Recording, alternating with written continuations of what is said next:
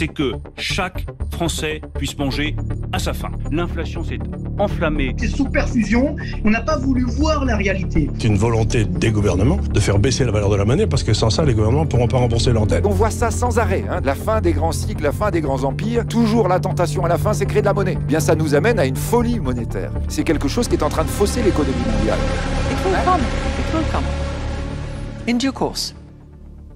Ça y est, nous y voilà au crépuscule de ce long cycle économique. Les crises et leurs boucs émissaires se succèdent, mais le voile qui se lève nous révèle un monde fragile et désorienté. Impassible, Bitcoin poursuit sa fulgurante ascension, reprend son souffle, repart de plus belle, imposant jour après jour le langage d'une ère nouvelle. Je m'appelle Jacques-Édouard, bienvenue sur BTC Touchpoint. Chaque semaine, au travers de lectures et de conversations, je vous mets le pied à l'étrier. Je partage avec vous les savoirs fondamentaux pour comprendre Bitcoin.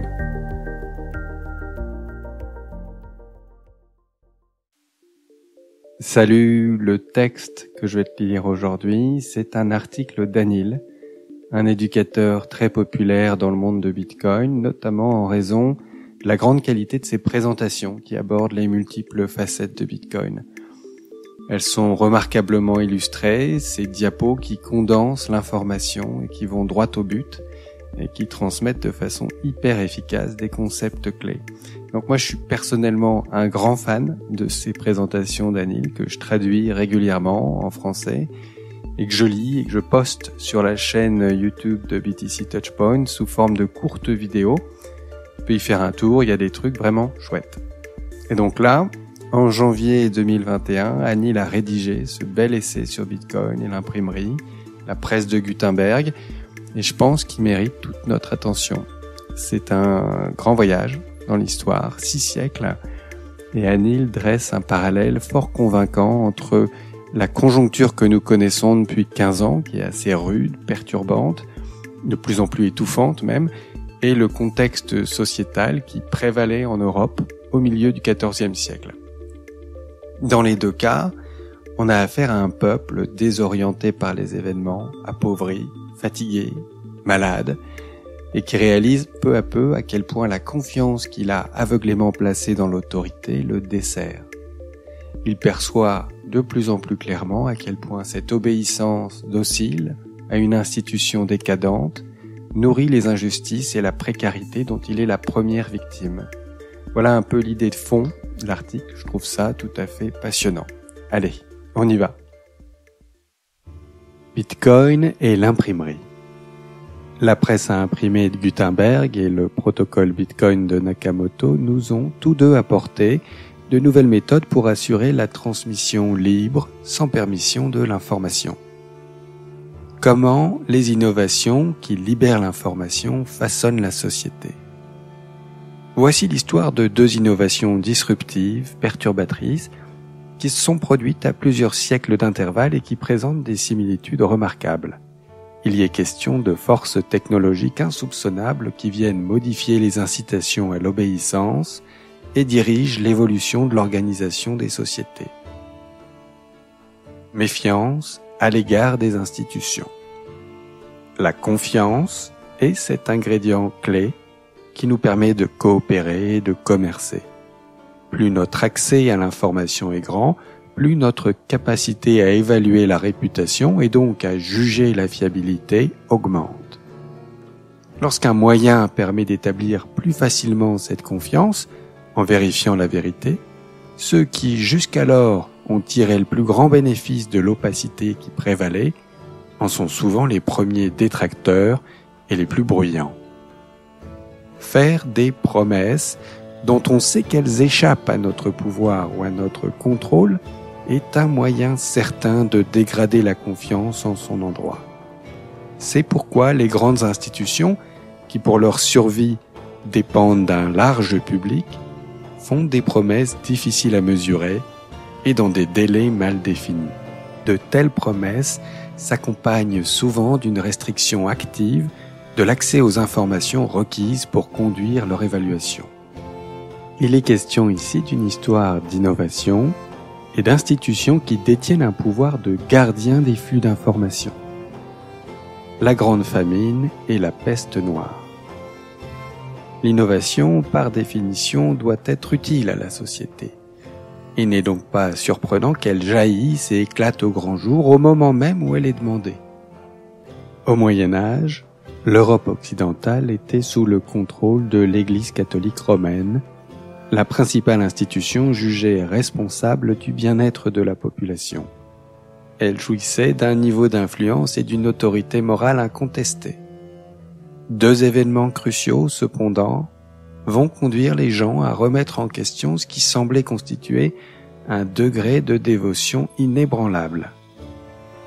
La famine frappe l'Europe entre 1315 et 1322, réduisant d'environ 10 à 25% la population des villes. Le mauvais temps cause des inondations qui affectent les récoltes, conduisant à la famine du bétail, enclenchant ainsi une spirale destructrice. 25 ans plus tard, ce sont des puces transmises par les rats embarqués à bord de navires européens de retour d'Asie qui sont à l'origine de la pandémie la plus meurtrière de l'histoire de l'humanité. La peste noire, de 1346 à 1353, fait de 75 à 200 millions de victimes. Cette hécatombe catastrophique altère fondamentalement les structures de pouvoir entre propriétaires terriens et ouvriers et travailleurs. La crise financière mondiale et le Covid-19.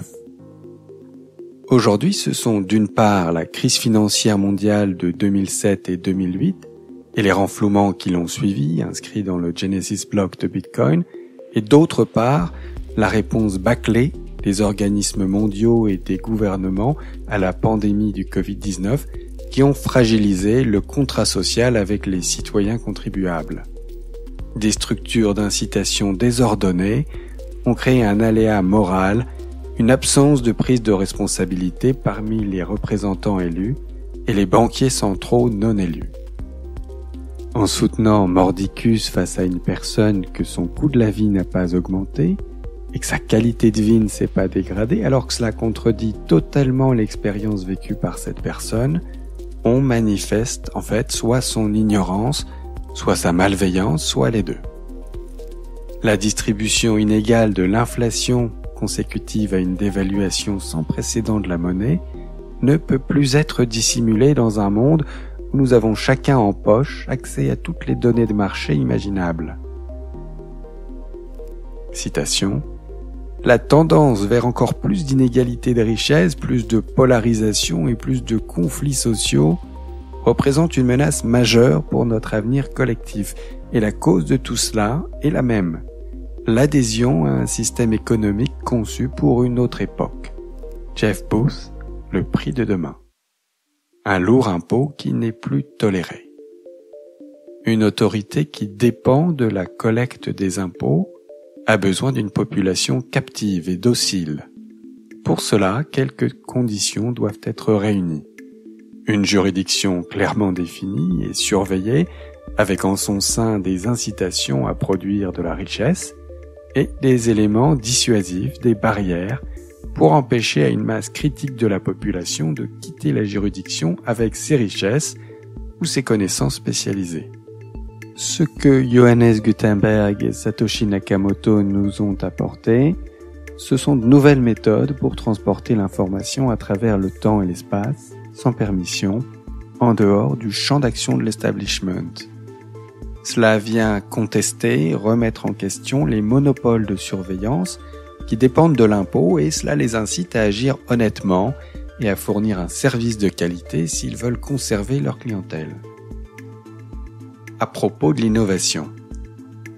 Les changements de paradigme résultent plus souvent de forces du marché qui se développent à la faveur d'innovations que de décrets venus d'en haut. Pour qu'une innovation soit adoptée, il faut qu'elle soit, petit a, facile à reproduire une fois découverte et, petit b, sans permission, de sorte qu'elle puisse être bricolée, améliorée à la marge. Pour Gutenberg, l'invention de l'imprimerie a été possible grâce à une poignée d'inventions existantes. la fabrication du papier à partir de pâte à papier, le moulage des métaux et le pressoir à vin. Les propres compétences de Gutenberg, ses connaissances et ses expériences en tant qu'intellectuel, ingénieur et marchand, expliquent probablement aussi pourquoi il fut si bien placé pour entrevoir cette opportunité d'innover et la saisir. En outre, au moment où la presse imprimée a vu le jour, l'utilisation des lunettes de vue était déjà largement répandue, offrant à une population beaucoup plus importante la possibilité de lire et de surcroît avec un grossissement. Gutenberg a ainsi pu diminuer la taille du texte, réduisant ainsi le nombre de pages nécessaires pour un livre. On peut dresser ici un parallèle avec la façon dont Nakamoto a conçu le protocole Bitcoin, bien conscient qu'il était du fait que la tendance à la baisse des coûts de stockage de données se poursuivrait au fil du temps, permettant d'étendre le groupe de participants en capacité d'opérer un nœud. Citation : dans cette invention de monnaie numérique, utilisée avec succès dans le monde réel, le génie de Bitcoin ne réside pas dans la création de nouvelles mathématiques abstruses ou dans une percée dans le domaine de la cryptographie, mais bien dans un type d'assemblage à moitié innovant et très impopulaire d'éléments âgés de plusieurs décennies. Gwen Branwen, Bitcoin, et le pire et le mieux. L'une des caractéristiques phares à la fois de Bitcoin et de l'imprimerie est qu'il s'agit dans les deux cas d'innovations dites muettes. Elles ne peuvent pas faire la distinction entre le contenu créé et communiqué. Citation : le réseau muet devient une plateforme pour l'innovation indépendante qui est conduite à la périphérie du réseau sans autorisation. Le résultat est un incroyable éventail d'innovations réalisées à un rythme encore plus incroyable. Andreas Antonopoulos, pourquoi les réseaux muets sont meilleurs. Monopole de la connaissance. Désormais, les livres se faisant plus accessibles et plus abordables, les individus lisaient eux-mêmes des textes écrits qui leur donnaient matière à réflexion et suscitaient leur critique. C'était une méritocratie des idées. La vérité n'était plus uniquement confiée aux masses d'analphabètes par les membres ordonnés à l'intérieur des églises. Des presses et des imprimeries font leur apparition sur tout le continent et à l'instar de la propagation de la peste noire, livres et textes imprimés en série se répandent avec virulence en Europe et dans le monde entier. C'est le début de la communication de masse et la fin du monopole de l'Église sur le savoir, y compris sur l'interprétation des textes religieux. La forte augmentation du taux d'alphabétisation en Europe, consécutive à la baisse du coût des livres, conduit à la remise en question de l'élite lettrée. Cette évolution favorise l'émergence d'une classe moyenne. Revenons-en à aujourd'hui. L'éducation financière à l'échelle mondiale est la prochaine étape majeure à franchir pour libérer le potentiel humain et l'innovation. À l'instar de l'alphabétisation au Moyen Âge, la culture financière demeure encore aujourd'hui un privilège réservé aux riches et à l'élite. Et de même que l'accès facilité aux livres a fait croître le taux d'alphabétisation, on peut supposer que la culture financière se développera dès lors que la population aura accès à une monnaie saine. Protocole de communication. Chaque jour, nous utilisons des protocoles pour transmettre des données entre nous et avec des machines. Les protocoles SMTP pour le courrier électronique, le protocole TCP/IP pour l'Internet, la langue des signes américaine, etc. Les protocoles qui s'imposent sont adoptés parce qu'ils offrent à leurs utilisateurs de plus grands moyens d'expression, une meilleure fidélité, une plus grande efficacité à plus grande échelle dans leur capacité à communiquer. La presse de Gutenberg a normalisé le processus de conditionnement et de transmission de l'information par la production en masse de livres et de brochures. Auparavant, ce processus était réalisé à la main par des moines qualifiés. Le système de caractères métalliques mobiles de la presse a augmenté la vitesse de production des livres et réduit son coût, permettant la diffusion d'informations à grande échelle. Bitcoin a, tout simplement, transformé l'argent en données. En normalisant la structure des transactions et en réduisant considérablement les coûts de vérification de celles-ci, on peut désormais effectuer des transactions de pair à pair et sur de grandes distances. Les protocoles ouverts, comme Bitcoin, permettent des transactions pseudonymes, une extension des identités numériques pseudonymes qui sont déjà monnaie courante. Dans la pratique, il est très difficile et coûteux de lutter contre ce phénomène. Depuis des siècles, les auteurs publient sous pseudonyme afin que leurs travaux puissent être évalués pour leur propre mérite et non pas en fonction d'idées préconçues du lecteur. Cela donne une voix aux personnes sous-représentées et confère une protection aux plus vulnérables. Bien sûr, il est possible d'abuser de ce pseudonymat, mais il faut en peser les avantages. Loi du pouvoir. Dans les sociétés interconnectées postérieures à l'ère des chasseurs-cueilleurs, la prévalence des langues suit des lois mathématiques de puissance simplement parce qu'ainsi cela accroît les possibilités de collaboration et de commerce. En d'autres termes, nous avons tendance à converger vers l'utilisation de quelques langues communes, par exemple l'anglais, l'espagnol, l'hindi ou le mandarin, qui constituent comme des points focaux, aussi appelés points de Schelling. Et sur la courbe de puissance, les nombreux dialectes locaux forment comme une longue queue. L'argent, qui comme nous l'avons établi est également une langue, permettant de communiquer la valeur, suit une distribution similaire.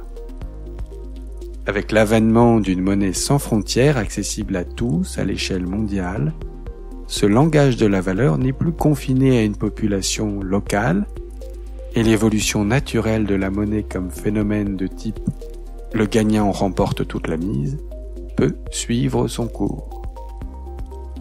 Vous pouvez protester qu'un gouvernement ne cédera pas à son pouvoir, surtout s'il s'agit du contrôle de la production de la monnaie. C'est tout aussi ridicule que d'imaginer qu'une autorité morale dominante ne céderait jamais son pouvoir sur la production et la diffusion de l'information. La presse à imprimer nous livre une leçon sur la tournure que peuvent prendre les événements.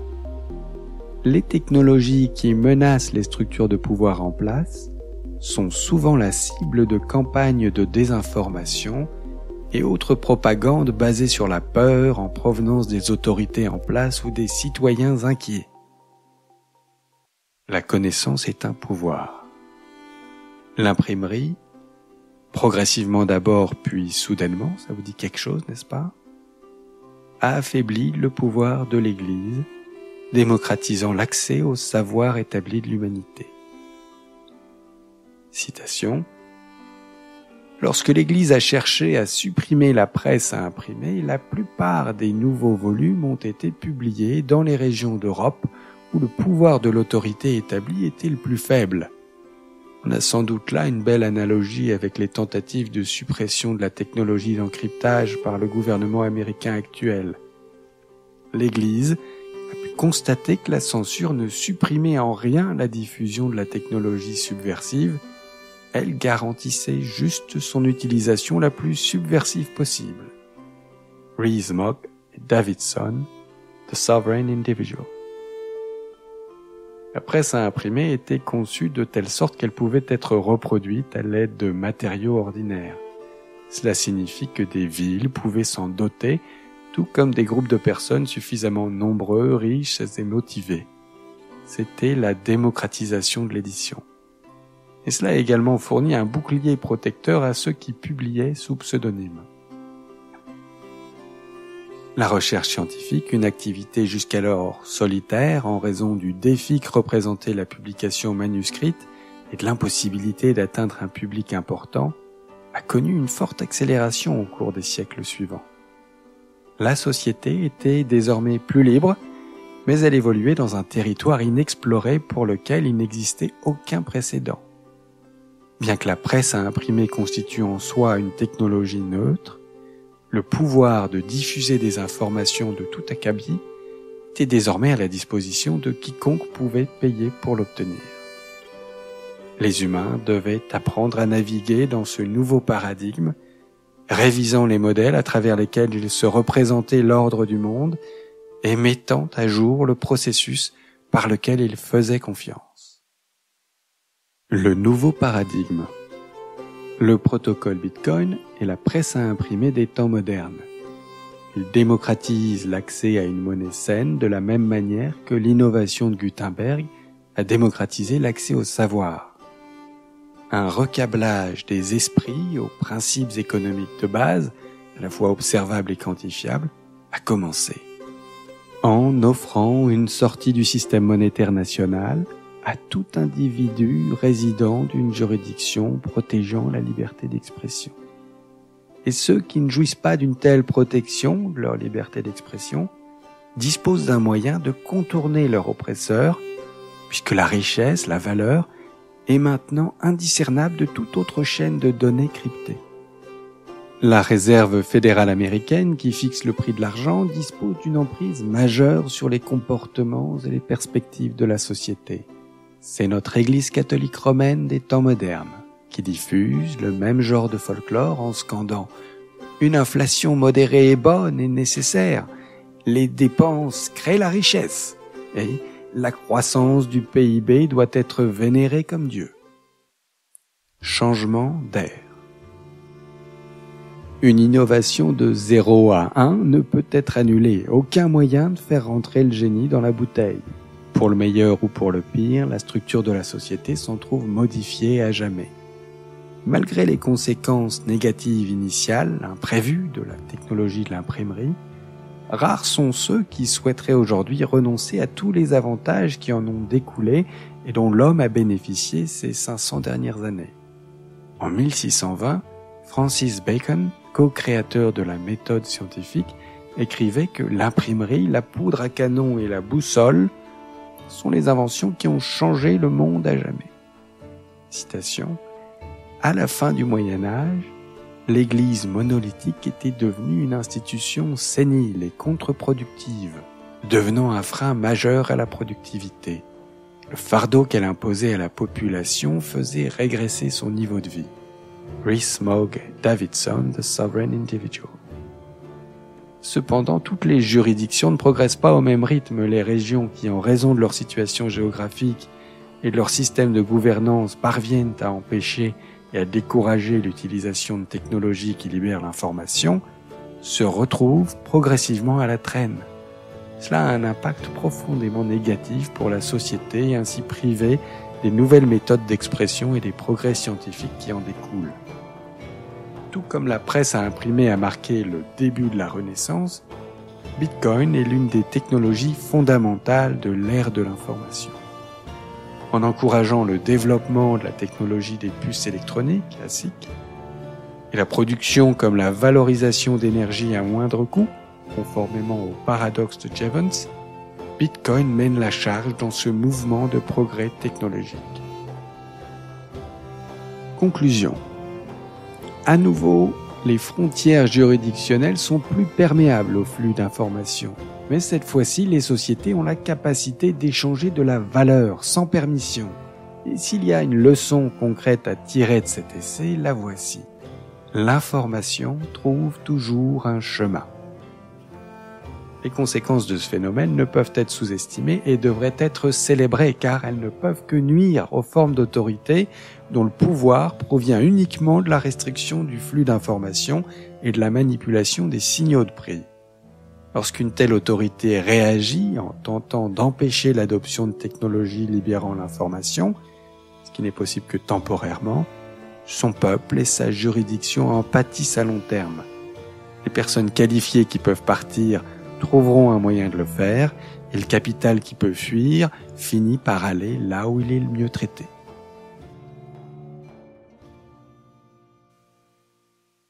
C'est vraiment un bel article, une belle histoire, même si c'est une histoire sacrément douloureuse pour les populations européennes de l'époque et celles d'aujourd'hui.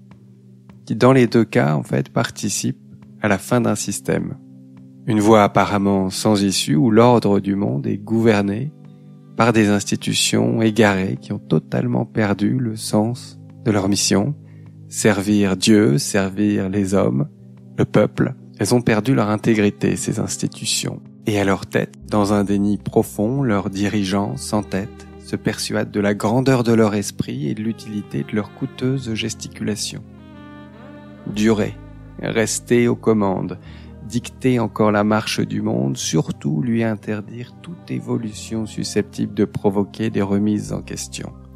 Et pour cela, entretenir l'ignorance, nourrir les dépendances, jouer de la peur et de la culpabilité, ralentir, freiner, empêcher coûte que coûte tout mouvement d'éveil critique, d'intelligence parmi le peuple. Loi, réglementation, propagande, intimidation concourent à bloquer la diffusion des savoirs qui comptent pour vite éteindre, censurer ces technologies qui libèrent l'information. Ouais, c'est un peu ça, cet article, cette analyse comparative de ces deux époques qui voit la création puis la diffusion exponentielle de technologies majeures qui libèrent l'information. Le transfert libre, inviolable, de pair à pair et sans permission des savoirs et de la connaissance, avec l'imprimerie en 1454. Et puis, 550 ans plus tard, le transfert libre et accessible à tous, neutre, sans frontières, inviolable, peer-to-peer, sans autorisation de la valeur avec Bitcoin. Deux inventions ou découvertes absolument majeures qui participent à une profonde évolution des comportements, du rapport à l'autorité, du rapport à la vérité et donc du rapport à l'histoire et à la gouvernance, au travail et à l'économie. Des découvertes qui bouleversent le monde et la représentation qu'on s'en fait, un changement de paradigme, avec un avant et un après. Nous sommes entrés dans l'ère informationnelle, numérique. Elle redessine tout. Cette ère nous apporte son lot de défis, on en devine en partie la teneur. Et pour y faire face, l'accès à une monnaie saine, programmable, Bitcoin, paraît plus qu'essentiel. On le sait déjà, Bitcoin sera moteur pour l'épanouissement de l'homme, de la civilisation, et on sait aussi que l'instauration d'une économie basée sur une monnaie saine permettra notre réconciliation avec la nature, le vivant, le mystère de la création.